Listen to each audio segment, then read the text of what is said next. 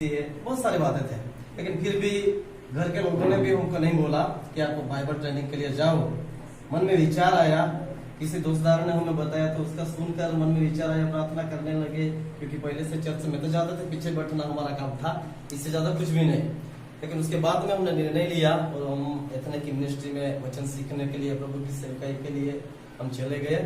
बहुत अच्छा रहा। पहली ब्यास के लिए हिरण भैया के प्यार आप भी जानते हैं, तो नडियाद में हम रहते थे और 7 महीने के लिए ट्रेनिंग चालू किया था। लेकिन उसके बाद में 8 महीने हम बोल गए थे पहली फर्स्ट ब्यास में। इसी रीति से परमेश्वर का वचन हम गहराई से सीखे, बाइबल से सीखते सीखते भी बहुत सारे विचार हमारे जीवन में आते थे। मैंने पहले से बोला भाई इसी की सेवा हम किस रीति से करेंगे, हमसे बड़े बड़े लोग हैं, अच्छी शिक्षा प्राप्त किए हुए लोग हैं। और उसी समय बहुत हमें ये होता था, लेकिन हम सीखते गए और जैसे जैसे समय हमारे जीवन में मिलता था, छुप छुप कर ज्यादा बाइबल का अभ्यास करना और दूसरी चीज है प्रार्थना करना। इन दोनों बातों पर हम ज्यादा विश्वास करते थे, वचन को ज्यादा पढ़ना और प्रार्थना करना। एनी टाइम, रात को कितनी बार हमको थोड़ा सा याद खुलेगी ना, तब तुरंत बाइबल लेके बैठ जाएंगे। 1 घंटा हो, 2 घंटा, 3 घंटा, हमें नहीं मालूम वो नींद कहाँ चली जाती होगी, लेकिन हम फिर क्लास में भी एक टाइम रेडी हो जाते थे। और इस रीति से वचन सीखा तो मन में पवित्र आत्मा काम करने लगा। जैसे करके वो बहुत सारे उन्नान में हमने वो बाइबल की टीचिंग ली एथनिक मिनिस्ट्री के द्वारा। अलग अलग एरिया में गए, नडियाद तो पूरा हमने घुमा, अलग अलग घर में प्रार्थना करने के लिए, किसी प्रसंग से लेकर अलग अलग सेवकाई का पूरा अनुभव हमने ले लिया। उसके बाद में हम आए तो प्रेयर में लगातार लगे रहे और विश्ववाणी संस्था के बारे में किसी ने बताया, उसके साथ हम जुड़े, इंटरव्यू दिया और उन्होंने सिलेक्ट कर लिया। उसके बाद में कलेशिया उन्होंने ही हमको दिया, उस कलेशिया से हमने फिर सेवकाई की शुरुआत की। तो अभी तक 10 साल हुए हैं विश्ववाणी में, मुझे ये 9वां साल है और मैं कंटिन्यू इस विश्ववाणी के साथ बना हूँ। शुरुआत में सेवा के लिए बहुत कठिनाई होती है। सेवा एक शब्द ऐसा, सेवा सिंपल लगता है, लेकिन सेवा हमें हमेशा विपरीत परिस्थिति में करनी होती है। विपरीत परिस्थिति में हमारा मन कहता है हमारे पास ज्यादा पैसा होगा, फैसिलिटी ज्यादा, गाड़ी अच्छी रहेगी, घर अच्छा रहेगा, हम आसानी से सेवा कर सकते हैं। लेकिन सेवा वैसी नहीं है। जितना भी जीवन परमेश्वर ने दिया है, वो जीवन हम विपरीत परिस्थिति में ही सेवा के लिए उपलब्ध कर सकते हैं। बाइबल से कुछ दाखले में बहुत सारे लेता हूँ और कलेशिया में अभी भी किसी को आत्मविश्वास के लिए मैं बोलता हूँ। अभी विधवा बहन, वो बाइबल में सेवा के लिए बताया गया है कि उन्होंने सेवक को खाना खिलाया। उसकी वहां विपरीत परिस्थिति ऐसी है कि आज के दिन का ही उसके घर में है, तेल है, वो जो भी है, आटा है, आज के दिन का ही है, वो आज खा के मर जाने वाली है। विपरीत परिस्थिति है, फिर भी उन्होंने वो सेवक का सुनकर उसकी सेवा कर दी। इसी रीति से सेवा में आगे बढ़ते हैं।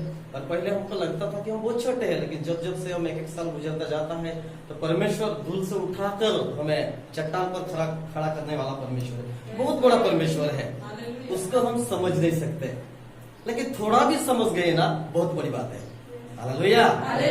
परमेश्वर सृष्टि का निर्माण करने वाला बहुत बड़ा है, थोड़ा भी समझ गए तो बहुत बड़ी बात है। जब हम सेवा के रास्ते पर चलते हैं तो भी बहुत कठिनाइयां होती है, लेकिन मैंने कहा इसी रीति से, पूरी रीति से हमें मन परमेश्वर की ओर लगाने का है, तब हमें आत्मा ऐसा करता है। और इस रीति से जब सेवा में अब है तो परमेश्वर कब भी किसी भी लोगों में खड़ा कर देता है, 1000 लोगों में, 2000 लोगों में, मुझे। और उससे हम पास्टर बने, उससे हम वेब मॉनिटर, उससे हम अभी रेवरेंट है। अभी बताने में तो आसान लगता है कि हम एक छोटे बच्चे से दिखते हैं, लेकिन रेवरेंट है, यानी कि जितने भी प्रकार की विधियां होती है सब हम खुद करते हैं। इसका नाम रखने का है, किसी की शादी है, सगाई है, कोई मर गया है, या घर का उद्घाटन है, किसी का बर्थडे है, किसी के लिए आशीष का कारण है, किसी भी प्रकार की सभा हो हम करते हैं। हमारी आदत भी अभी भी ऐसी है, पीछे आके हम बैठते हैं, लेकिन जिसकी भी नजर गिरती है और उसको लगता है ये पास्टर है, उसका उपयोग करना चाहिए, तो वो जिसके साथ मुलाकात कराता है वो फिर नाम लेते हैं और हमको वचन के लिए या फिर किसी विधि के लिए समय देते हैं।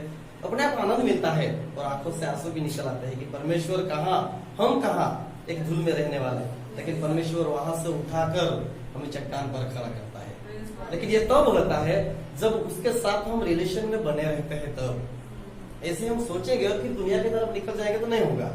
मैंने पहले से कहा, मैं पैसे के बारे में सोचूंगा या फिर किसी मकान के बारे में, गाड़ी के बारे में सोचूंगा तो नहीं होगा। लेकिन परमेश्वर की सेवा करते करते साल गुजार करूंगा तो ये सारी चीजें अपने आप मिलेगी। थोड़ा सा तो मेहनत करना पड़ेगा, लेकिन खाने पीने के लिए, रहने के लिए जितना पैसा जरूरी है उतना तो परमेश्वर देगा ही। और ज्यादा हम अपेक्षा रखेंगे तो वो फिर वचन के विपरीत हो जाएगा, लालच में, तो वो भी सही नहीं। इसलिए जैसे जैसे हम सेवा में बढ़ते हैं वैसे वैसे परमेश्वर हमारी जरूरतों को पूरा करता है, लेकिन निर्भर उस पर रहना पड़ता है।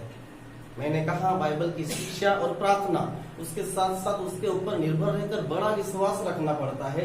उस विश्वास के हिसाब से परमेश्वर हमारे जीवन में काम करता है। रीति से परमेश्वर हमारे जीवन में काम करता है। सभी जगह पर परमेश्वर मौका देता है, तो हमें बहुत खुशी मिलती है, आनंद मिलती है। और कोई लोग तो हमें पहचानते भी नहीं, अभी भी नहीं, बहुत सारे आउटसाइड के एरिया में चले जाते हैं, पहचानते नहीं। लेकिन जब हमारे द्वारा वचन की बात होती है, उसके बाद मीटिंग छूटने के बाद लोग मिलते हैं, क्या आप भी पास्टर हैं? पहले आप आए थे तो मैंने तो आपको ऐसे ही समझा था, छोटा बच्चा है, कोई नहीं जाने दो ऐसा। लेकिन सेवा के बाद लोगों के साथ पहचान होती है और वो बाद में आदर देते हैं। मान सम्मान जो भी हमें परमेश्वर से प्राप्त होता है, जो हमारे मन में है, वो परमेश्वर फिर उस लोगों के द्वारा देते हैं, उसके द्वारा फिर पहचान हो जाती है। लेकिन जब भी सेवकाई में हम रहते हैं, हमेशा इतने के बारे में सोचते हैं, क्योंकि इतने के साथ लगाव है, उनका प्यार, उनकी शिक्षा, उनका सब कुछ बातें है, लेकिन उतना समय दे नहीं पाते। लेकिन अच्छी बात है कि नडियाद से अभी ये इतने मिनिस्ट्री यहाँ बिहार के हिंदू गांव में शिफ्ट हुई है। तो कल ही शाम को दिलीप भाई का फोन आया कि हमें इतने की स्टूडेंट है, वहाँ पे जाने का है। मैंने हाँ बोल दिया, चलो जाते हैं सुबह। अच्छी बात है कि मेरे लिए भी मौका मिला है कि इतने के कोई स्टूडेंट है और वो पढ़ने के लिए आए हैं। तो आकाश भैया है, रवि भैया, उनकी फैमिली, सभी के साथ मुलाकात होगी, कुछ बातें इतने की होगी, मन ताजा होगा, विचार ताजे हो जाएंगे, अच्छा लगेगा। और ये सभी बातों के लिए हमको मौका मिला। मैं पहले ब्यास का हूँ, उसके बाद में दूसरे ब्यास में मैंने दिलीप को इतने मिनिस्ट्री में लेके आया। उसके बाद में दूसरे बच्चों को भी मैंने अलग अलग ब्यास में इतने में पहुंचाए और इसके द्वारा अलग अलग गाँव में सेवा है। मैं विश्ववाणी के संस्था के साथ जुड़ा हूँ, तो बहुत सारे नियम भी उनमें है। तो हमें 5 गांव एक को संभालना रहता है, एक में गलेशिया चलाने होती है और बाकी 5 दिन में 6 दिन में अलग अलग बाइबल स्टडी, अलग अलग शिक्षा के लिए 5 गांव का उपयोग करना रहता है। इसके सिवा हमारे एरिया में जितने भी कलेशिया है, उन सभी कलेशिया में हमारा जाना रहता है। अब जिस एरिया में मैं सेवा देता हूँ वो पहाड़ी एरिया है, लेकिन उस एरिया में रेवरेंट दूसरा कहीं नहीं है। तो उन एरिया में जितनी भी कलेशिया, उनमें छोटा बड़ा किसी भी प्रकार का प्रोग्राम को मैंने बोल दिया इसी रीति से, तो मुझे ही कांटेक्ट करते हैं। मैं एनी टाइम रेडी, हाँ तो हाँ ही। तो फिर मैं रात को जाना, रात को 1 बजे आना, ऐसा सब लगा रहता है। एक विश्वास परमेश्वर के ऊपर रहता है। बहुत सारे लोग बोलते हैं रात को जाने का नहीं, उधर से आने का, अभी लोग ऐसे है, विरोध करने वाला वैसे वैसे वैसे।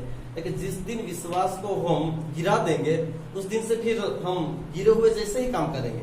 उस दिन भी रात हो गई थी, हम नहीं गए थे, आज भी रात हो गई, आज भी नहीं जाएंगे, ऐसा विश्वास हमारे जीवन में काम करने लगेगा। लेकिन हम ऐसे नहीं करते। जो विश्वास है, प्रभु रक्षा करेगा, ये विश्वास लेके चलता है तो आज भी रक्षा करेगा ही करेगा, क्योंकि वो प्रभु का काम है।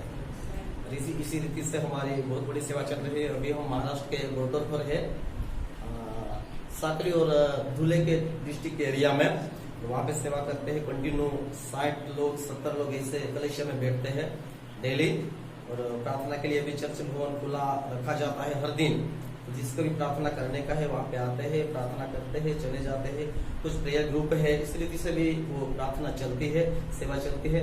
बहुत अच्छा लगता है और मैं परमेश्वर का धन्यवाद देता हूँ कि कुछ सेवा के शब्द बोलने के लिए, इतने के अनुभव और मेरे सेविका की कुछ गवाही बोलने के लिए ये मौका आकाश भैया, रोहित भैया और अपने पूरी टीम के द्वारा मुझे मिली। इसलिए मैं परमेश्वर का धन्यवाद देता हूँ और इतना ही बोलकर मेरे कुछ शब्द में समाप्त करूँ।